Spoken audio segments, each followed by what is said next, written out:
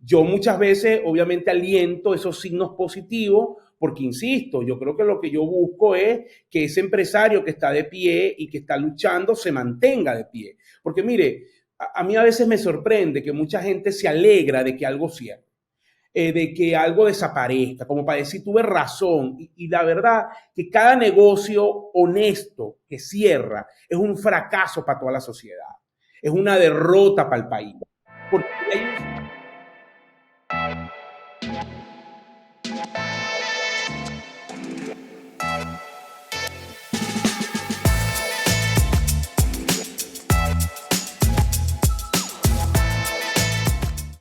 Buenas, buenas, queridos amigos. Bienvenidos a un nuevo capítulo de Tertulia y Dinero, un podcast en donde tres profesionales apasionados por el mundo de los negocios conversan de manera casual acerca de temas de finanzas, economía e inversiones. El día de hoy traemos un capítulo donde vamos a conversar un poco de cómo está Venezuela, cómo nuestro querido contertulio Asdrúbal Oliveros encontró Venezuela después de ese periplo por Europa de casi 6 meses. Ulises y Asdrúbal Oliveros hacen esos viajes. Básicamente vamos a tocar, como ya es costumbre en Tertulia y Dinero, tres temas. Un poco la diferencia entre esa percepción generalizada que tiene la población y lo que dicen las estadísticas, lo que dicen los números.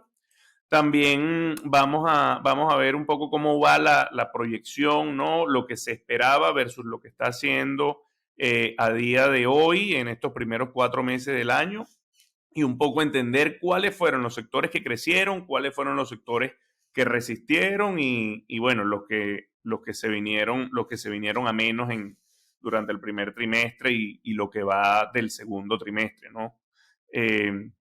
Asdrúbal, ¿cómo te hago la pregunta, digamos, que va a derivar los otros tres temas? ¿Cómo encontraste Venezuela a tu regreso? Mira, bueno, yo estuve 4 meses fuera, exactamente, y en realidad, bueno, conseguí Venezuela, la percepción de la gente con la que hablé, empresarios, comerciantes, obviamente bastante detenida, ¿no? Es decir, la comparación con respecto a este mismo periodo el año pasado, la gente siente que el arranque de los negocios no termina de darse. Es decir, prácticamente el año no ha comenzado, ¿no? En términos del ímpetu, en términos de lo que es la movilidad de los negocios. Muchas empresas, pues, con dificultades, sobre todo para vender en el área comercial. También me topé con otras que te dicen, estamos hablando ya ahorita en mayo, que efectivamente el mes de abril la situación fue menos grave que los primeros 3 meses, sobre todo los 2 primeros meses donde hubo un detenimiento importante, ¿no? Tomando en cuenta que en Venezuela siempre el primer trimestre es bastante lento. El nivel de actividad en Venezuela generalmente arranca a mediados de febrero y se acentúa en marzo. Pero en este año la situación es que, si bien el arranque estuvo lento como todos los años, obviamente la profundidad de esa lentitud es aún mayor. Y ahí hay varios factores que por supuesto después podemos comentar, pero efectivamente hay una percepción de situación detenida, situación que no arranca, que a muchos le preocupa, porque sobre todo cuando tienes una estructura mediana o pequeña en un entorno donde hay ausencia de financiamiento, sostener esa estructura sin arranque de actividad se te hace cuesta arriba. Lo otro que también es relevante es que muchas empresas acumularon inventario fuertemente el año Claro. pasado, principalmente por dos razones. Hay una razón estructural en Venezuela para acumular inventario, y es que siempre ha sido un mecanismo de protección frente a la devaluación. O sea, históricamente el empresario venezolano, el comerciante, acumula inventario, el productor, materia prima. O sea, eso es histórico en Venezuela. Pero a eso hay que agregarle uno de los problemas de suministro que vienen post pandemia y que complican de alguna manera los tiempos para que los productos lleguen a los sitios, sobre todo en un país como Venezuela, que tiene sanciones, que tiene una situación geopolítica complicada. Entonces, mucha gente tomó previsiones o ha sido previsivo lo que es el año 21 y 22 en términos de acumulación de inventario para enfrentar retrasos que vengan sobre todo de Asia y principalmente de China. Y por último, bueno, mucha gente pensaba que la situación de bonanza, no de bonanza, que no quiero usar esa palabra, la situación de crecimiento que se estaba dando el dinamismo, quizá. Dinamismo exactamente que tenía la economía se podía mantener en el tiempo y también aumentó su acumulación de inventario. Con lo cual, este frenazo que ha ocurrido finales del año pasado y que se ha acentuado este año, Sí, llevó a las empresas conversaba, te perdimos por un momento, Asdrúbal, pero conversaba como para atar con esa idea que venías diciendo, ¿no? Conversaba con un amigo el sábado que nos tomamos un café y él me decía, él es asesor de planes de ventas de grandes empresas en Venezuela, y él me comentaba que gracias a ese dinamismo del 2022 que vimos en el 2022, el business plan de las empresas o el presupuesto de cara a las empresas para este 2023 era un presupuesto, digamos, agresivo, ¿no? Que incluía no solamente el tema de los gastos operativos de OPEX, sino empezaba a haber también algo de CAPEX, crecimiento en el CAPEX, en la inversión a largo plazo de estas empresas, y que a día de hoy, digamos, después de que ellos ven el primer trimestre cerrado, están muy por debajo de las metas, pero lejos, muy por debajo. Y claro, eso tiene que ver con lo que tú comentabas, ¿no? Esa... Sí, no, totalmente, Jesús, y esa acumulación tan fuerte de inventario en un entorno donde tu consumo ha caído, bueno, ha provocado que tengas que bajar precio, recortar un poco margen, diseñar ofertas, por eso vemos eso en el área comercial fuertemente. Que también lleva otro tema, un poco la data que ha recogido Ecoanalítica en estos últimos meses, sobre todo a partir de marzo, que los precios en dólares se han ralentizado. Es decir, los precios en dólares no están subiendo al ritmo que subían el año pasado, donde estábamos hablando de niveles de crecimiento de precios en dólares 3% mensual, eso es bastante incluso Muchísimo, para cualquier economía, y en este momento están más cerca de 1% mensual como promedio, pero también hemos tenido semanas donde incluso hemos tenido una especie de deflación en precios en divisas porque han sido negativos. Y esto habla un poco de los niveles de contracción de consumo que estamos encontrando. Entonces, sí, en resumen a tu pregunta, mi percepción de calle, mi percepción de volver a hablar directamente con clientes y amigos es que tienes un país bastante detenido y muchísima preocupación en el sector empresarial de que la situación se mantenga en el tiempo. Asdrúbal, perdón, Jesús, te interrumpo porque tranquilo, me interesa mucho la opinión de Asdrúbal en este sentido, tomando en cuenta que luego de sus 4 meses de vacaciones en España, ojalá. No, gracias a Dios que Asdrúbal ya está recuperado, se le ve muchísimo mejor. Estamos contentos que ya está óptimo. Asdrúbal, llegaste a Venezuela viajando mucho, o sea, no es solamente, lo que estás comentando no es solamente una percepción que seguramente en Caracas es bastante notoria y al final acumula muchísimo la actividad comercial que creo que se puede tomar incluso como la mayor. Mira, Caracas, un dato rápido, José, para contextualizar. Caracas concentra 40% del PIB del país y un tercio del consumo, para que entendamos un poco lo que significa, ¿no? Ahora, sacando a Caracas de la ecuación, tú, bueno, llegaste viajando, pronto vas a ir nos comentabas ahorita tras cámara que vas a ir a Barquisimeto, a Carigua.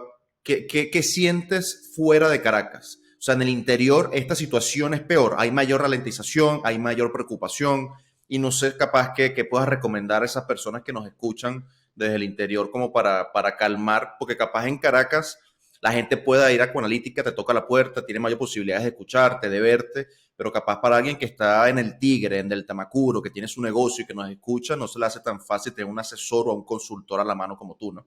Sí, fíjate, estuve gracias a un cliente amigo, un laboratorio, estuve en 6 ciudades, bueno, en 5, porque incluía Caracas, en 5 ciudades fuera de Caracas, estuve en San Cristóbal, Barquisimeto, Maracaibo, Valencia y Barcelona. O sea, que tuve, digamos, estuve en Oriente y estuve en Occidente.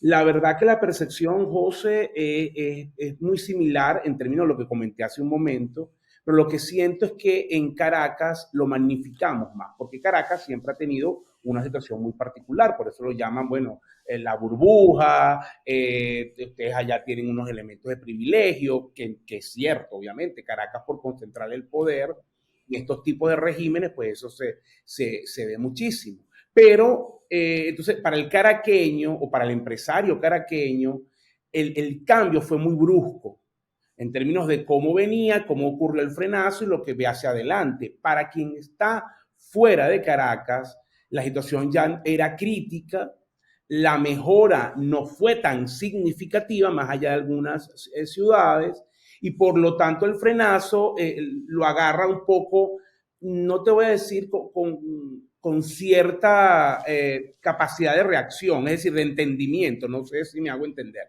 Es decir, Sí. no le sorprende tanto, dicho de otra manera, ¿no? O sea, no lo agarra fuera de foco. Eso es un punto importante. Pero, por supuesto, la situación del interior o de fuera de Caracas es compleja porque, primero, la situación de servicios públicos es más crítica, el nivel de poder adquisitivo es más bajo y la capacidad de resistencia de las empresas también es más lenta. Pero a mí me gustaría terminar esta primera parte también de percepciones, de lo que yo me topé en esos 5 encuentros de ciudades que no son Caracas. Magnífico. Por favor. Un grupo de gente, obviamente estamos ligados a un solo sector, que es el sector ligado a farmacia, a comercio, pero así todo es relevante, a un conjunto de gente que no está dispuesta a tirar la toalla. Eso es algo que tú ves permanentemente en Venezuela. Aquí hay gente resistiendo, gente que a pesar de las circunstancias sigue sacando sus negocios adelante, que busca reinventarse, que busca diseñar una nueva estrategia, aún en medio de las dificultades, y están ahí de pie, ¿no? Entonces, eso para mí siempre ha sido un motivo, bueno, una motivación, la verdad, para continuar, para, bueno, seguir trabajando, asesorando empresas, lo ves permanentemente. Esos 5 eventos estaban full, a pesar de condiciones difíciles en esas ciudades, a pesar de condiciones complicadas para la venta, y eso es relevante.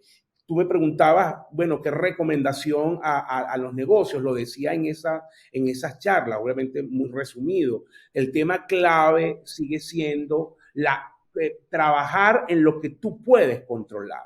Muchas veces, y esto, bueno, tiene más que ver con tu visión de vida y de negocio que con números y como tales, pero creo que es relevante. Lo que yo veo muchas veces en las empresas es que el foco está fuera de las empresas, fuera de cosas que tú no puedes controlar, que te afectan obviamente, pero que tu control sobre ellas es muy difícil. El gobierno, la competencia desleal, el crédito.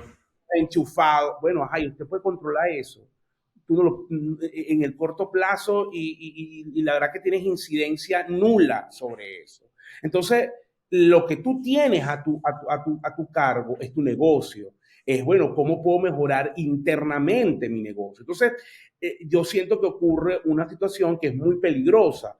Toda tu energía está enfocada en elementos que tú no controlas y descuidas aquellas cosas que están ahí, que tú sí puedes controlar y que pueden hacer colapsar tu negocio. Entonces, mi recomendación es simple en ese sentido. Tienes que enfocarte en tu negocio, por supuesto, entendiendo que el entorno tiene unos efectos, pero yo lo que tengo que hacer es interpretar cómo ese entorno me afecta y cómo yo puedo mejorar en cosas que yo sí controlo en mi día a día. Claro, que en efecto son los verdaderos value drivers de tu actividad, pues, a día de hoy. En conclusión, como para cerrar este punto, entonces esa percepción general que tiene la gente no está tan lejos de las estadísticas. Por un lado, las estadísticas cuantitativamente. Las estadísticas están ahí. Mira, nosotros tenemos Exacto. una caída en el consumo que dependiendo del rubro puede moverse entre 10 y 20%, es muy significativa en términos de volumen. Tienes además una contracción de actividad en el primer trimestre importante. El Observatorio Venezolano de Finanzas habla de nuestros números son un poco más conservadores, hablan en torno a 3%, pero igual es un número negativo, o sea, la percepción coincide con la realidad. Sin embargo, a mí me gustaría aquí hacer algunas precisiones muy rápido, ¿no? En primer lugar, la caída no es uniforme, y eso es importante. O sea, si tú topas sectores como alimento, medicina o el sector salud, los niveles de contracción son menores, obviamente es lo básico, e incluso empiezas a ver en las últimas semanas algunos signos de recuperación en esas categorías, porque nosotros lo estamos viendo. Si te vas a cosas como vestido, calzado, bebidas alcohólicas, entretenimiento, sí tienes pues una caída muy significativa. Entonces ese es un primer elemento. El otro tema clave es también que efectivamente los niveles de contracción en Caracas, en comparativo con lo que fue el año pasado, son más significativos paradójicamente que en el interior. Por eso es que la percepción en Caracas es mucho más catastrófica, porque en el interior la situación, incluso la mejora y la caída ha sido más uniforme. En el caso de Caracas, fue muchísimo más pronunciada. Entonces eso también es importante en términos de cómo la gente lo percibe. Y lo último que quiero decir es que a pesar de la situación, digamos, de desaceleración que estamos viendo, no pensamos que vayamos a volver a los niveles del 17-18, como mucha gente ha comentado. Es una estructura totalmente diferente. En aquel momento, los niveles de escasez, el ciclo hiperinflacionario y los niveles de contracción eran muy, muy significativos. En este momento, los signos de la crisis son totalmente diferentes. Sí, aquí hago eco a eso que nos comentabas hace unos meses y que lo hemos dicho en repetidas ocasiones en el podcast, de que, bueno, pareciera que estamos estabilizados en el foso, independientemente de que crezcamos un poquito, bajemos un poquito. Pareciera que el orden de magnitud en el que se mueve esta economía es el que tenemos actualmente, ¿no? No sé si tú coincides, Asdrúbal, no sé cómo lo ves tú, José Miguel, pero pareciera que no fuéramos, sin yo tener la data a la mano, digo, pareciera que no vamos a caer demasiado ni que vamos a crecer demasiado. Es así, o sea, nosotros, esa expresión yo la uso mucho. Estamos estabilizados en el foso totalmente y eso es un tremendo problema. En el sentido, es verdad, bueno, positivo, no caemos más, qué bueno, pero no crecemos. Venezuela tiene un tope, un techo para su capacidad de crecer, que tiene diversos factores incluso políticos. Entonces, esa limitación para crecer hace que nosotros no estemos utilizando plenamente nuestras capacidades para expandirnos y, por supuesto, eso hace que, bueno, el potencial se quede en potencial, no termine materializándose, ¿no? Magnífico. 100%. Yo alineado con Asdrúbal y a mí, siempre me viene a la mente cuando Asdrúbal comentaba en el pasado el ejemplo del 100% de Venezuela y el 80% de caída. O sea, caíste de 100 a 20 y esa subida de 5, 10% te lleva de 20 a 22, de 20 a 21. O sea, comparativamente hablando, en términos de magnitudes, es representativo, pero no es como estabas en 2013 y creo que igual aplica para la caída. O sea, si caes de 20 a 19 o de 20 a 18, no es la caída absurda que viviste de 2013 a 2018 de 100 a 20, pues. Entonces, en términos de magnitudes y de feeling, creo que la economía, en cierto sentido, está ahí, pues. O sea, en el chasis, pero... Eso me lleva a un comentario adicional, que es que las tasas de crecimiento en esta economía son engañosas. Es decir, cuando nosotros decimos que crecemos 10 y este año vamos a decir, o estamos diciendo que crecemos 5, La gente siempre nos cae insulto, porque es más fácil insultar que revisar los temas. No es que seamos chavistas, no es que estamos diciendo que el país se arregló, viene justamente lo que está comentando José. Tú estás creciendo 10% sobre una base que está en 20%. Entonces, obviamente, el 10% de 20 es 2, el 5% de 20 es 1. Entonces, lo que tú estás creciendo en realidad es muy poco. Venezuela no se puede recuperar con esas tasas de crecimiento. Necesita crecer no solamente a tasa de 2 dígitos, pero además de crecer a tasa de 2 dígitos, tiene que crecer sostenidamente a ese nivel para poder recuperar lo perdido. Y en este momento estamos lejos de eso. Fíjate cómo apenas esta situación cambia algunos aspectos y ya tú tienes otra vez una caída en el primer trimestre. Entonces, la sostenibilidad en las condiciones actuales de Venezuela es muy difícil de alcanzar, lamentablemente.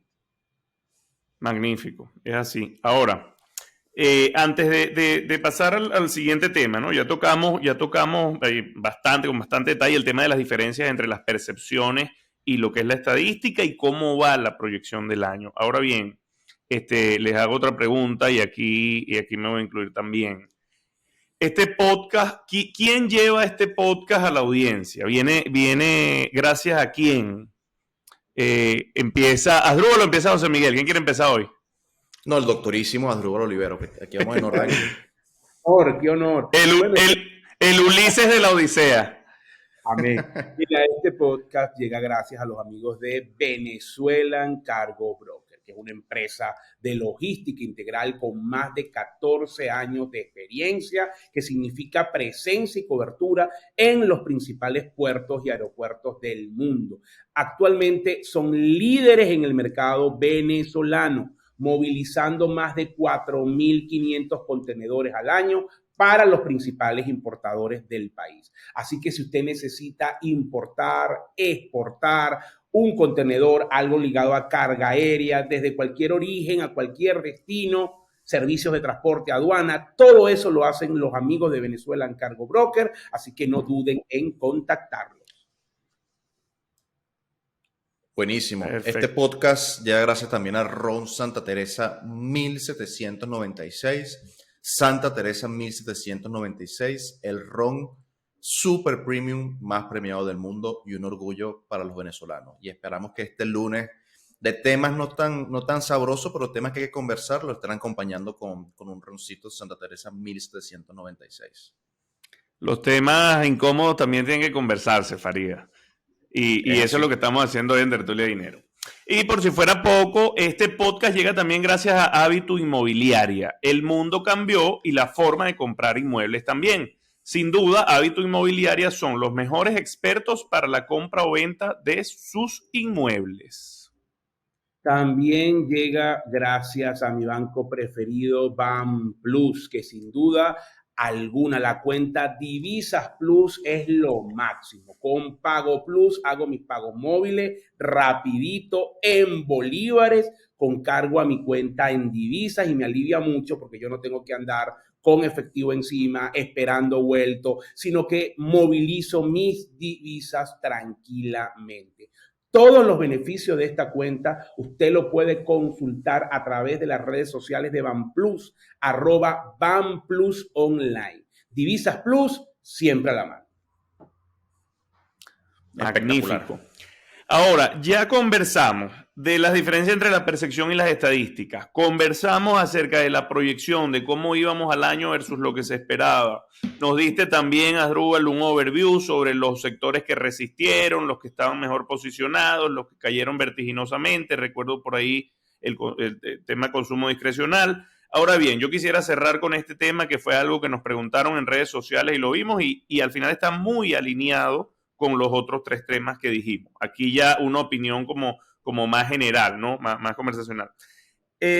Vimos en redes sociales como un comentario, un tuit que decía, pasamos de Venezuela se arregló a explotó la burbuja. Por supuesto, parte de este detonante, digamos, o un catalizador pudo haber sido todo este tema que surgió recientemente con el tema de PDVSA, corrupción y tal. Pero volviendo a la economía, ese a ver, ese titular o ese statement, pasamos de Venezuela se arregló a explotó la burbuja. ¿Qué opinión te merece tanto a ti, Asdrúbal? Y quisiera oír también tu opinión, José Miguel, desde allá de Washington. A ver, el algoritmo te muestra también otras cosas, como para llegar a un punto en común acá.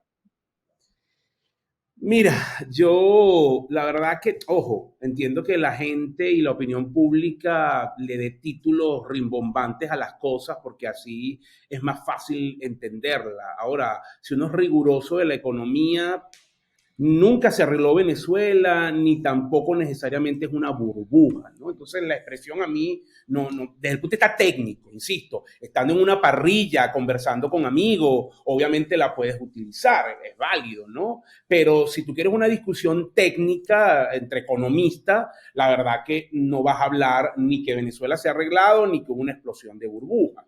Porque en realidad lo que ha ocurrido en Venezuela es una situación de, bueno, de limitaciones importantes para crecer. Es un país que tiene una crisis estructural y esa crisis estructural no se ha resuelto. Por supuesto, esa crisis estructural tiene diferentes estadios. Hubo un estadio muy duro de contracción, luego hubo un estadio como de estado estacionario, no pasaba nada. Luego hubo un estadio donde generó algunos signos de crecimiento, por cierto dinamismo con la dolarización, algunos sectores, de relajación de controles, apertura al comercio. Entonces, Licencia, eso es lo que... Chevron. Pero siempre hemos tenido o estamos inmersos en una crisis estructural no resuelta. Entonces, esa es mi visión. Yo muchas veces, obviamente, aliento esos signos positivos porque, insisto, yo creo que lo que yo busco es que ese empresario que está de pie y que está luchando se mantenga de pie. Porque, mire, a mí a veces me sorprende que mucha gente se alegra de que algo cierre. De que algo desaparezca, como para decir, tuve razón. Y la verdad que cada negocio honesto que cierra es un fracaso para toda la sociedad. Es una derrota para el país. Claro. Porque hay un signo de resistencia. Cada negocio que usted tiene abierto, cada emprendimiento, cada matatigre, te da signos de independencia, de resistencia frente a un Estado avasallante. Cuando tú tiras la toalla, cuando tú cierras, bueno, eso es un fracaso, es una derrota. Por eso uno siempre tiene que alentar que los negocios sigan adelante, ¿no? Entonces, ese es mi comentario con respecto a esa expresión que a mí desde siempre no me gusta mucho. No, y lo dijimos en el podcast en un sinfín de ocasiones. Es decir, Venezuela no se arregló. Recuerdo la temporada pasada, recuerdo la temporada anterior. Cada vez que nos tocaban el tema, lo decíamos en redes sociales, lo decíamos en el capítulo, hacíamos referencia a eso en los capítulos y Venezuela no, definitivamente no se arregló, ya lo vimos. José Miguel. Mira, hay un libro que creo que fue una píldora que se llama Factfulness, Hans Rosling, que habla como de 8 o 10 grandes mitos erróneos que la gente tiene y cómo a veces la prensa o la narrativa se posiciona sobre los extremos porque los extremos siempre venden, ¿no? El extremo de la narrativa, Venezuela se arregló, o el extremo de la narrativa, ahora Venezuela se estancó, la burbuja explotó o nunca fue tal crecimiento, porque al final eso es lo que genera clic, es lo que genera engagement. Como dice Asdrúbal, si lo miras desde el punto de vista técnico, la verdad es que nunca se arregló porque estructuralmente hacen falta demasiadas cosas partiendo de un acuerdo político para que Venezuela pueda entrar en demasiadas variables que tiene que solucionar desde el punto de vista financiero, económico, social, estructural. De nuevo, que se basen en los arreglos políticos. Hasta el punto tal que esas pequeñas mejoras dentro de esa dinámica venezolana que tuvimos el año pasado también fue tan frágil que como decías de igual ahorita, no importa que tú crezcas 10% en un año, lo importante es que puedas crecer 10% por una década para salir del hueco en el cual entraste hoy, ¿no? Yo creería que es importante y aprovecho también la base para uno, posiblemente basarme en entender que si bien la situación es difícil y lo he conversado con varios amigos en términos de consultorías de negocios que he tenido todavía para con Venezuela, la verdad es que la resiliencia que están mostrando algunos empresarios, como recién comentaba Asdrúbal con su viaje a las 5 ciudades en Venezuela, es buena. Y cuando he conversado con estas personas me dicen que a pesar de la crisis, digamos, la crisis general, pues digamos la crisis momentánea de estos primeros 4 o 5 meses en Venezuela, ellos sienten que para ellos ha sido buena porque les ha permitido verdaderamente ser mucho más eficientes, más óptimos desde el punto de vista operacional, comercial, ventas y estructural para su negocio. Han hecho recortes de empleados, han tenido que vender y recortar algunos costos que no tenían sentido y me han dicho, por ejemplo, bueno, año a año no estoy vendiendo igual, pero tampoco estoy perdiendo plata. Y estoy seguro que este momento está limpiando del ecosistema a las personas que son ineficientes, que se metieron en el sistema por X, Y, Z. Porque el negocio estaba dando. Y ojo, vuelvo a esto porque particularmente, tú lo dices, es curioso, esta persona que me lo decía es del sector de restauración, o sea, es dueño de un restaurante de una cadena comercial que tiene 5 o 6 tiendas en Venezuela. Y él me comentaba, ha sido duro, estoy vendiendo no tanto como el año pasado, pero siento que esta crisis me está haciendo mejor. Y cuando salga de este bache, Venezuela y el negocio como tal, sé que voy a estar mejor posicionado para aguantar la pena en el futuro y la competencia que no sea como yo no va a sobrevivir este bache. Entonces hay dos maneras distintas y no voy a dejar escapar el comentario porque Asdrúbal desde que leyó El ego es el enemigo de Ryan Holiday está estoico, pero lo que Asdrúbal comentaba de que el empresario tiene dos opciones. Una, preocuparse por las cosas que no controlas desde el punto de vista macro. O sea, tú no puedes controlar que no haya acuerdo político, no puedes controlar que el gobierno sea irresponsable monetariamente, no puedes controlar X variables de la economía venezolana. Lo que no lo puedes controlar. Totalmente. ¿Qué puedes tú controlar? O sea, evidentemente te va a molestar, te afecta, pero ¿qué puedes controlar tú?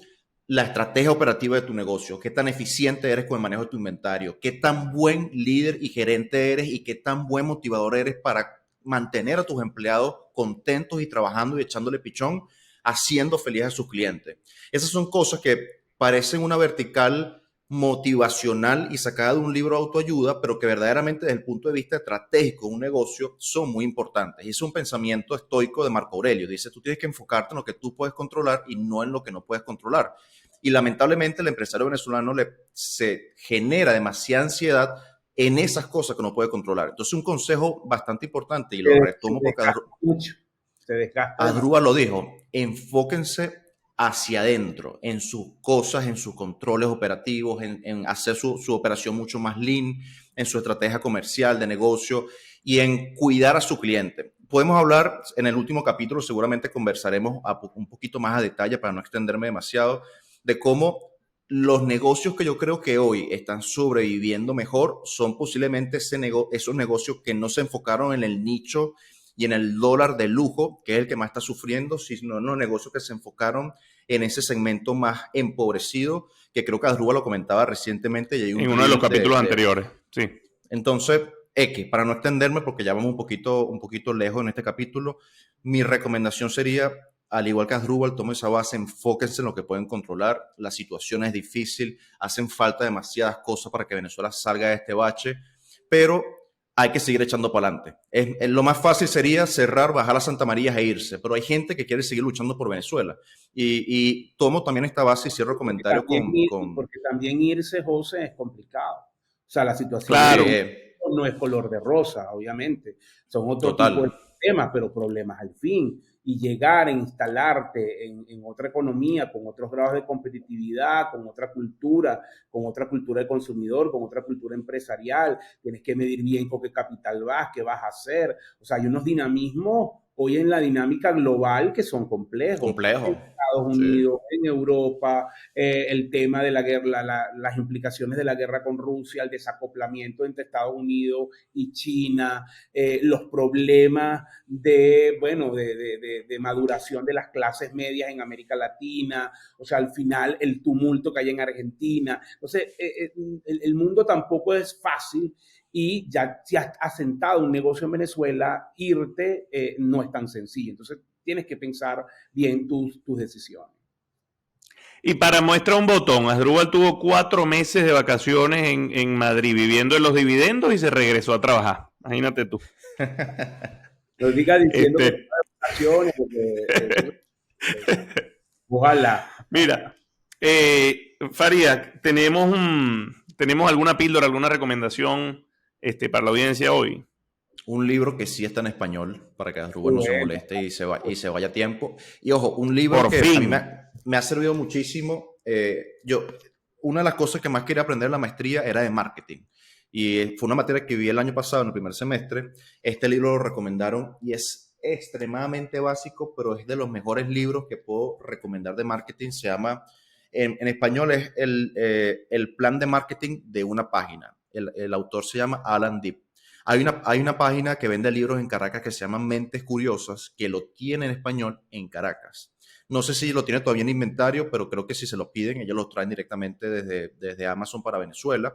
Pero es un libro extremadamente bueno para ese entendimiento, lo que significa segmentación de mercado, target dentro de esa segmentación de mercado, posicionamiento en la mente de ese segmento y de ese target que ya tienes en mente, cómo generar leads. Y creo que para todos los gustos es un libro que cualquier persona que quiera entender de esto, de marketing, que ojo, si no sabes de marketing, la verdad es que es posiblemente una guillotina para tu negocio. Es altamente recomendado. Se lo he recomendado a un par de amigos dueños de negocio y me han dicho que lo han puesto en práctica y les ha generado tremendos resultados. Así que no estoy diciendo mentiras. Búsquenlo, léanlo. Es extremadamente recomendado. Magnífico. Bueno, creo que estamos listos por hoy, muchachos. Redes sociales. Siempre comienzas tú, hermano, con las redes sociales, pero me voy yo. @JMFariasU, @JMFariasU en Instagram y en Twitter. @AROliveros en Instagram y Twitter. @Jesús Leonet en Instagram y en Twitter. @tertulia_dinero en Twitter. @tertulia y dinero en Instagram. Y nuestro canal Tertulia y Dinero en YouTube. Por favor, les pedimos que compartan el contenido, nos comenten, nos vemos en las redes sociales también para el debate. Ya alcanzamos, ya pasamos los 15,000 suscriptores en el canal de YouTube, 41,000 seguidores en la cuenta de Instagram y bueno, seguimos creciendo. Nos vemos en las redes sociales. De verdad que agradecidos nuevamente con toda la audiencia, con los patrocinantes y bueno, nada, toca despedir. Señores, esto fue Tertulia y Dinero, un podcast en donde 3 profesionales apasionados por el mundo de los negocios conversan de manera casual acerca de temas de finanzas, economía e inversiones. Chau, chau. Abrazo.